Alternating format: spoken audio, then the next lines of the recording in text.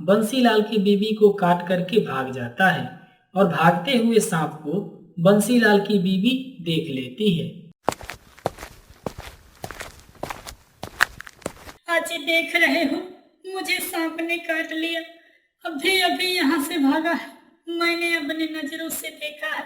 पता नहीं अब मेरा क्या होगा। अरे मुर्गा भाई, मेरी मदद करो यार, वरना मुझको मेरी जान बचाने के लिए इस घर को हमेशा हमेशा के लिए अलविदा करना पड़ेगा। शाम को बंसीलाल अपनी मुर्गी को काटता है।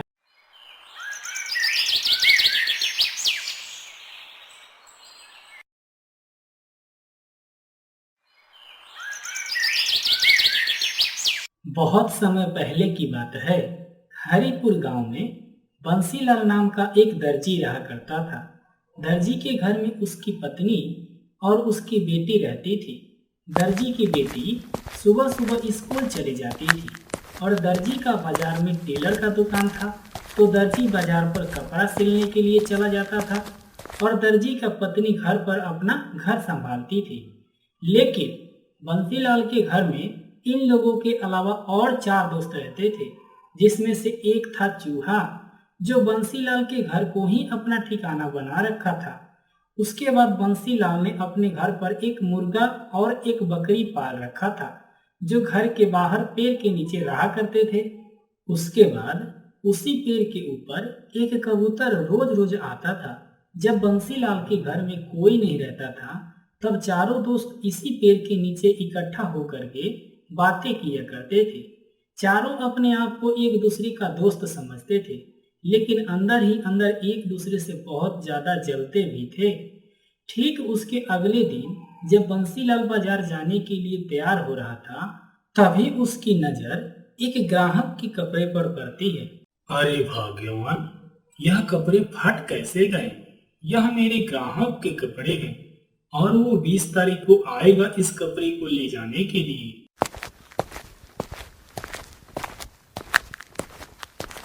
तो मैं क्या करूं? बताना जरा। आपको मैं कितने दिनों से बोल रही हूँ कि एक चूहेदानी बाजार से लेते आना, लेकिन आप सुनते कहाँ हैं? आपकी ग्राहक का एक कपड़ा काट दिया तो इतना चिल्ला रहे हो। मेरी तो 4-5 साड़ियाँ चूहे ने काट दिया है, तो मैं किससे कहूँ? लेकिन भाग्यवान, वह मेरा कपड़ा नहीं है, वो मेरे ग्राहक का कपड़ा है। थोड़ा संभाल करके रखना चाहिए ना। संभाल करके कहाँ? अपने पेटी में रख दूं? आप अपने ग्राहक का कपड़ा जहाँ रखते हैं वहीं ना रखूंगी। वो तो शुक्र मनाइए कि एक ही कपड़ा काटा है। अगर आज बाजार से चूहेदानी खरीद के नहीं लाएंगे तो हो सकता है सब कपड़ा काट दे। ठीक है भाग्यवान, आज शाम को मैं बाजार से चूहेदानी जरूर खरीद के लाऊंगा। दोपहर का समय था। बंसीलाल बाजार चला गया था और बंसीलाल की बेटी स्कूल चली गई थी। बंसीलाल की बीवी अपने घर के कामों में व्यस्त थी। तभी चारों दोस्त उसी पेड़ के नीचे इकट्ठा होकर के बातें करते हैं। और कबूतर भाई, कहाँ कहाँ से घूम के आ रहे हो? आपका ही जीवन सही है यार, पूरे दुनिया का भ्रमण करते रहते हो और एक से एक चीज खाने को मिलता होगा आपको तो। अरे ऐसी बात नहीं है मुर्गा भाई, पेट पालने के लिए हम लोगों को भ्रमण पर तो निकलना ही पड़ता है। जो मिलता है वो खा लेता हूँ। उसके बाद आप जैसे दोस्त भी हैं, तो आप जैसे दोस्त से मिलने के लिए भी आ जाता हूँ। अरे कबूतर भाई, आप तो पूरी दुनिया का भ्रमण करते हो और यह मुर्गा भी तो कम से कम पूरा गांव घूम ही लेता होगा। मुझसे पूछो मेरा हालात कैसा है। मैं एक ही खूंटा पर बंधा रहता हूँ। जब तक मेरा मालिक घुमाने नहीं ले जाए तब तक कहीं नहीं जा सकता हूँ। अब कर भी क्या सकते हैं बकरा भाई, सबकी अपनी अपनी नसीब होती है। भगवान ने आपको ऐसी जीवन दी है तो भला इसमें हम क्या कर सकते हैं? अरे चूहे भाई, सब कोई अपने बारे में कुछ न कुछ बता रहा है, तुम्हें कुछ अपने बारे में नहीं बोलना है? मैं अपने बारे में क्या बताऊं कबूतर भाई, मैं जिस घर में जाता हूँ उस घर का राजा बन जाता हूँ, क्योंकि उस घर में जो कुछ भी रहता है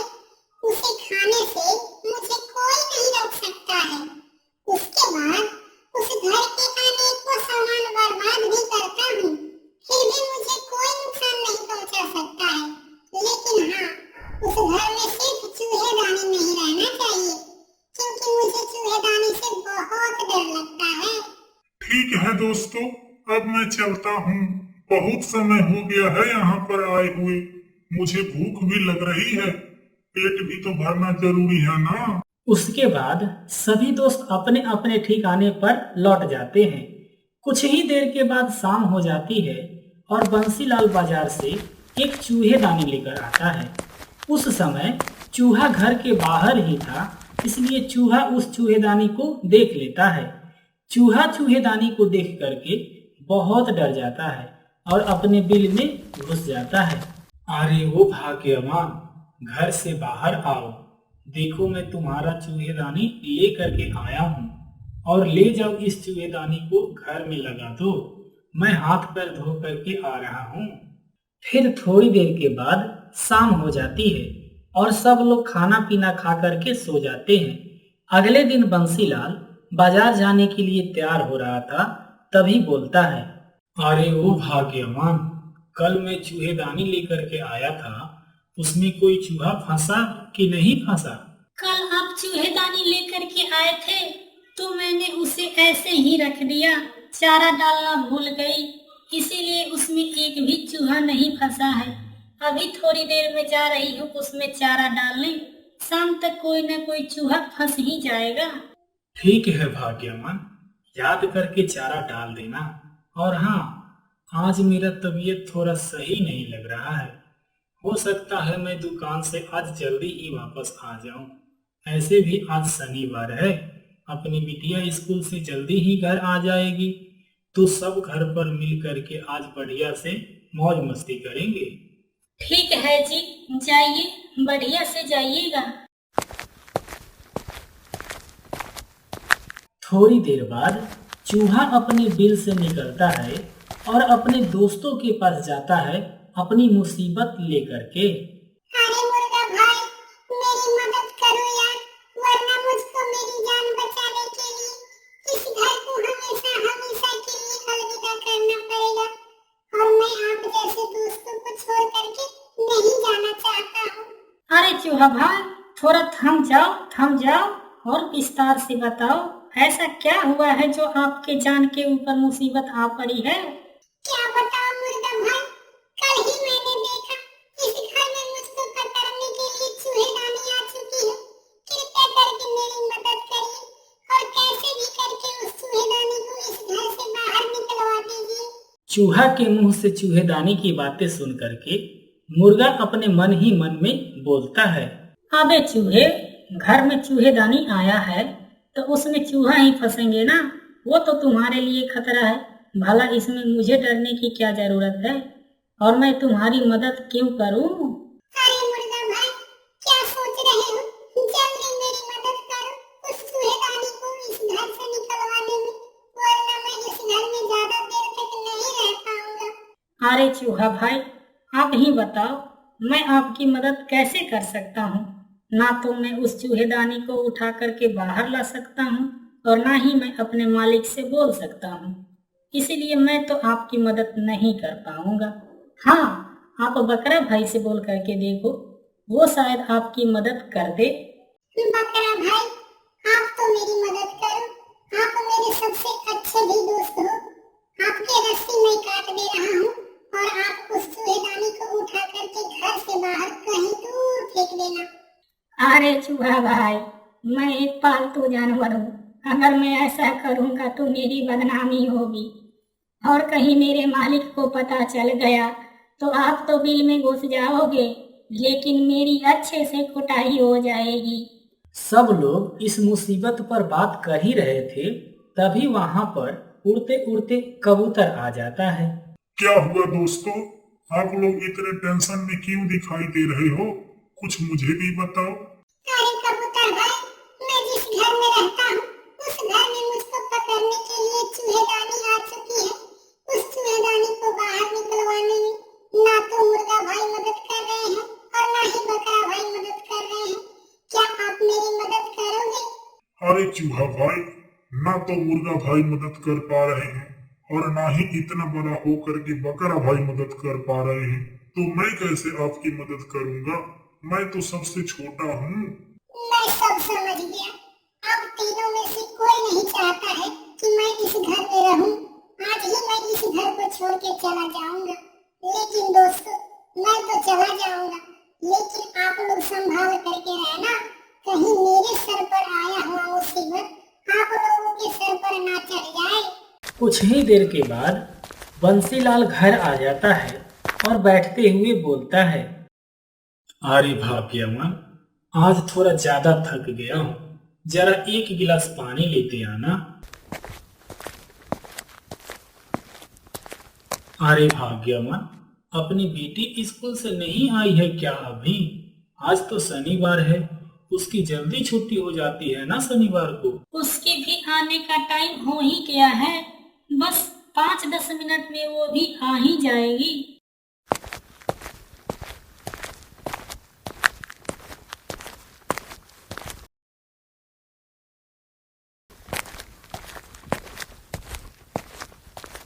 लो जी, आपकी बेटी भी स्कूल से आ गई।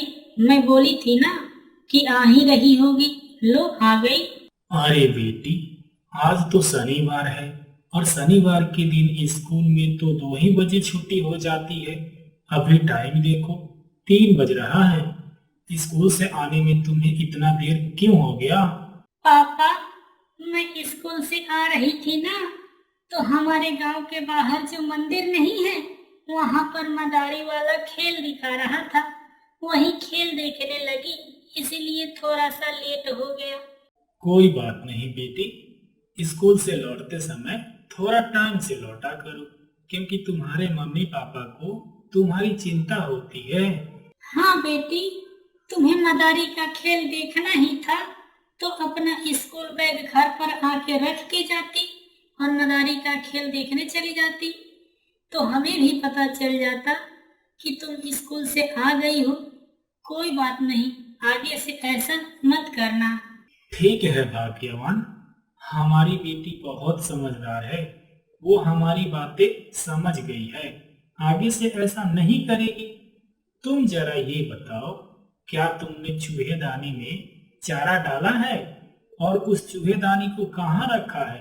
हाँ, मैंने चूहेदानी में चारा भी डाल दिया है और उस चूहेदानी को चावल के डब्बे के पीछे रख दिया है, ताकि उसमें चूहा आकर के फंस जाए। चारा डाल दिया है तो बहुत अच्छी बात है, जा करके देखना जरा उसमें कोई चूहा फंसा है कि नहीं फंसा है।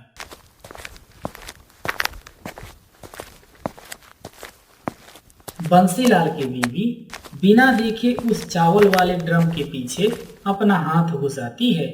उस चूहेदानी के बगल में एक सांप बैठा हुआ था। वो सांप बंसीलाल की बीवी को काट करके भाग जाता है और भागते हुए सांप को बंसीलाल की बीवी देख लेती है।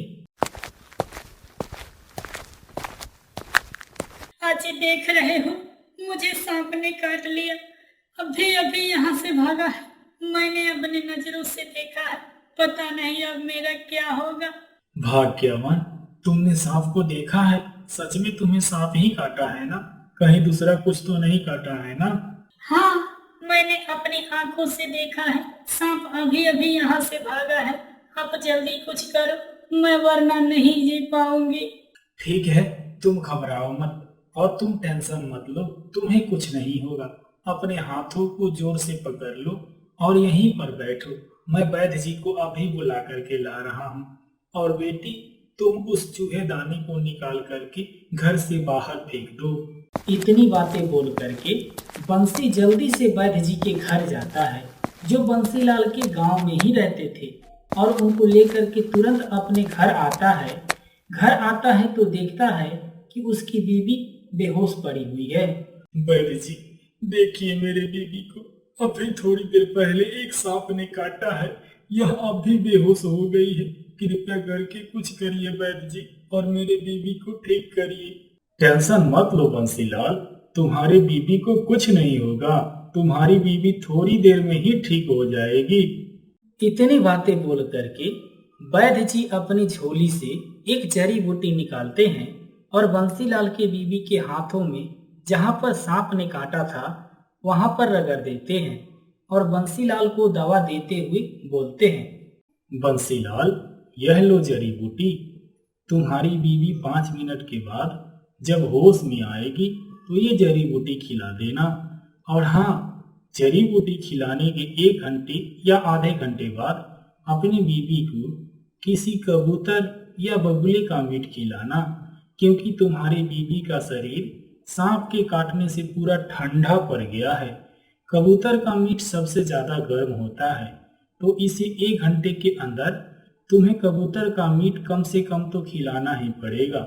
उसके बाद 2 दिन तक कम से कम इसे गरम गरम ही खाना खिलाना, जैसे मुर्गे का मीट हो या बकरे का मीट हो या मटन हो, इसी टाइप का चीज खाने में खिलाना, ताकि तुम्हारे बीवी का शरीर नॉर्मल स्थिति में जल्दी आ सके। वैद्य जी, मेरी बीवी ठीक हो जाएगी ना? आप अभी यहीं पर बैठिए, जब मेरी बीवी होश में आ जाएगी तब जाइएगा आप। अरे बंसीलाल, तुम घबराओ मत, अभी बस थोड़ी देर में तुम्हारी बीवी होश में आ जाएगी।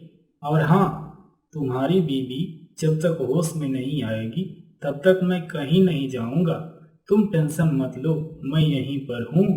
वैद्य जी बंसीलाल को समझा ही रहे थे, तभी बंसीलाल की बीवी आंखें खोलती है। ये लो बंसीलाल, तुम्हारी बीवी होश में आ गई। मैंने बोला था ना कि तुम टेंशन मत लो। अच्छा, अब मैं चलता हूँ, लेकिन हाँ, जो मैंने बोला है वो चीज अपनी बीवी को जरूर खिलाना, वरना इसकी तबीयत बहुत लंबे समय तक खराब रहेगी। मैंने जो जो चीज बोला है वो चीज अपनी बीवी को खिला दोगे तो 2-3 दिन बाद तुम्हारी बीवी की तबीयत पूरी तरह से सही हो जाएगी। ये सब बातें बता करके वैद्य जी वहाँ से चले जाते हैं। वैद्य जी जैसे ही बंसीलाल के घर से बाहर निकलते हैं तो उन्हें दिखाई देता है कि चूहेदानी में एक कबूतर फंसा हुआ है। फंसे हुए कबूतर को देख करके वैद्य जी बंसीलाल को बुलाते हैं। बंसीलाल, अरे वो बंसीलाल, बाहर आना जरा। देखो, तुम्हारे लिए एक और खुशखबरी बाहर इंतजार कर रही है। क्या हुआ वैद्य जी, आपने मुझे बुलाया? आप किसी खुशखबरी की बात कर रहे थे। क्या है वो खुशखबरी? खुशखबरी ही तो है बंसीलाल। देखो, तुम्हारे घर के बाहर एक चूहेदानी में कबूतर फंसा हुआ है। इस कबूतर को सब्जी बना करके जितना जल्दी हो सके अपनी बीवी को खिला दो। हाँ हाँ, सही बोल रहे हैं वैद्य जी। अब मुझे किसी बगुले या कबूतर के लिए कहीं और जाने की जरूरत नहीं पड़ेगी। ठीक है बंसीलाल, चलता हूँ। 2-3 दिन तक कम से कम अपनी बीवी को मुर्गा मछली जैसी गरम गरम चीजें खिलाते रहना, ताकि तुम्हारी बीवी की तबीयत जल्दी से सही हो सके। ये सब बातें बता करके वैद्य जी वहां से चले जाते हैं। उसके बाद बंसीलाल भी चूहेदानी में फंसे हुए कबूतर को लेकर के घर में जाता है। बेटी, तुमने आज मेरा बहुत बड़ा काम किया है। तुमने जिस चूहेदानी को घर से बाहर फेंका था, उस चूहेदानी में एक कबूतर फंसा हुआ है, और तुम्हारी माँ को अभी कबूतर का सब्जी खिलाना बहुत जरूरी था।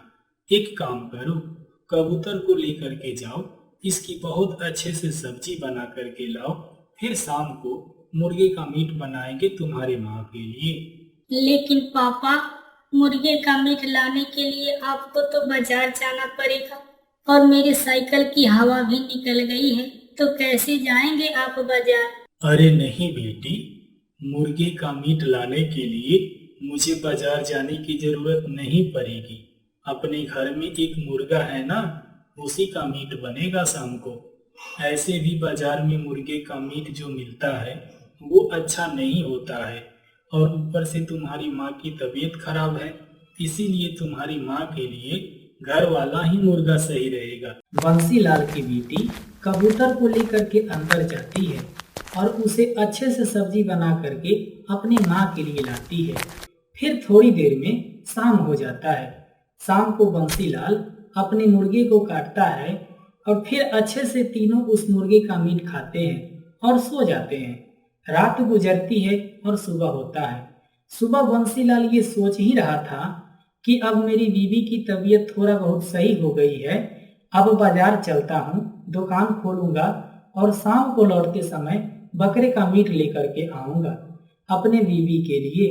इतने देर में ही बंसीलाल के घर, बंसीलाल के बहन और बंसीलाल के बीवी के माँ बाप और भाई, कुल मिलाकर के 6-7 लोग बंसीलाल के घर आ जाते हैं। अरे बहन, तुमको सांप ने काटा है, ये बातें मुझको शाम को पता चला। अब शाम को कैसे आ पाता मैं तुम्हारे घर, इसीलिए मैंने होते सुबह ही अपने माँ बाप के साथ तुम्हारे घर आया। तुम्हारी तबीयत अब कैसी है बहन? मेरी तबीयत अब सही हो रही है भैया। वैद्य जी बोले हैं कि 2-3 दिन बाद मैं बिल्कुल सही हो जाऊंगी। घर पर भाभी जी कैसी हैं? उनकी तबीयत सही है ना? तुम्हारी भाभी सही है बहन, घर पर सब कोई सही है। बस तुम्हारी ही चिंता हम लोगों को खाई जा रही थी, इसीलिए तुम्हें देखने के लिए आ गए। बंसीलाल सोचता है कि इतने लोग अब आ गए हैं तो इतने लोगों के लिए खाने का प्रबंध तो करना ही पड़ेगा, लेकिन मेरे बीवी को बकरे का मीट भी खिलाना है और इन लोगों को छोड़ करके सिर्फ अपने बीवी के लिए बकरे का मीट कैसे ला सकता हूँ। एक काम करता हूँ, अपने घर में जो बकरा है उसको ही कटवा देता हूँ, फिर सब लोग अच्छे से खा लेंगे, उसी के साथ मेरी बीवी भी खा लेगी। अरे आप लोग खड़े क्यों हैं? बैठिए ना, बैठिए। बेटी, इन लोगों के लिए चाय बनाओ, मैं दुकान से कुछ सामान लेकर के आता हूँ। बंसीलाल अपने घर से बाहर निकलता है और जाता है सलीम मटन वाले के पास और सलीम को लेकर के घर आता है और अपने बकरे को कटवा देता है। फिर बंसीलाल के घर उस बकरे का मटन और चावल बनता है जो बंसीलाल अपने मेहमानों को खिलाता है। फिर सभी लोग अपने अपने घर चले जाते हैं। दोस्तों, इस कहानी का सार ये है कि अगर आपके समाज में एक इंसान के ऊपर भी कोई खतरा आया हुआ है तो उस खतरे का समाधान सभी को मिलकर करना चाहिए, वरना वो खतरा पूरे समाज में फैल सकता है। जैसे उस चूहे के ऊपर आए हुए खतरे का समाधान उसके तीनों दोस्त मिलकर करते तो हो सकता है कि उन लोगों की जान बच जाती।